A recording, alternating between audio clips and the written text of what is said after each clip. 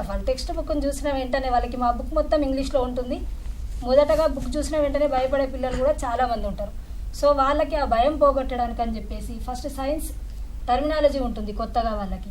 ఆ science terminology వాళ్ళకి అలవాటు అయ్యే విధంగా స్పెషల్గా వాళ్ళకి రిటర్న్ వర్క్ ఇవ్వడము, హోంవర్క్స్ లాంటివి క్లాస్లోనే ప్రాక్టీస్ చేయించడము, పిల్లలకు ఇంగ్లీష్ అంటే భయం పోయేటట్టుగా ఫస్ట్ ఆఫ్ ఆల్ నేను వాళ్ళని ట్రైన్ చేస్తాను మేడం 6th క్లాస్లో. ఎందుకంటే నెక్స్ట్ NMMS ఎగ్జామ్ ఉంటుంది అని మనకు తెలుసు, కానీ పిల్లలకు తెలియదు కాబట్టి వాళ్ళకి అప్పటి నుంచో కొంచెం టర్మినాలజీ అనేది నేర్పిస్తే వాళ్ళు తొందరగా భయపడకుండా దానికి ప్రిపేర్ అవ్వడానికి ఛాన్స్ ఉంటుంది మేడం. సో కాబట్టి 6th క్లాస్లో టర్మినాలజీ అలవాటు చేస్తాను. అండ్ వాళ్ళకి అప్పుడే కొన్ని topics like fibre to fabric అని ఉంటుంది 6th క్లాస్లో. మళ్ళీ 7th వచ్చేసరికి దాంట్లోనేమో ప్లాంట్ ఫైబర్ కవర్ అవుతుంది. 7th వచ్చేసరికి యానిమల్ ఫైబర్, నెక్స్ట్ 8th క్లాస్కి వచ్చేసరికి సింథటిక్ ఫైబర్ అనే టాపిక్స్ కవర్ అవుతాయి మేడం. సో పిల్లలకు ముందు నుండే 6th క్లాస్ నుండే మీకు ఈ టాపిక్స్ నెక్స్ట్ క్లాస్లో ఇంకా కొంచెం ఎన్లార్జ్ అయి వస్తాయి.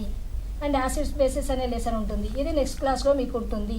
దీంట్లో మీకు ఈ బేసిక్స్ ఏవైతే ఉంటాయో లిట్మస్ పేపర్ టెస్ట్ కానివ్వండి, యాసిడ్ బేస్ ఇండికేటర్స్ కానివ్వండి, ఇట్లాంటివన్నీ కూడా మీకు నెక్స్ట్ క్లాస్లో కూడా నెక్స్ట్ టాపిక్స్లో కూడా మీరు తప్పకుండా ఇవన్నీ గుర్తుంచుకుంటేనే మీరు గెట్ ఆన్ కాగలుగుతారు.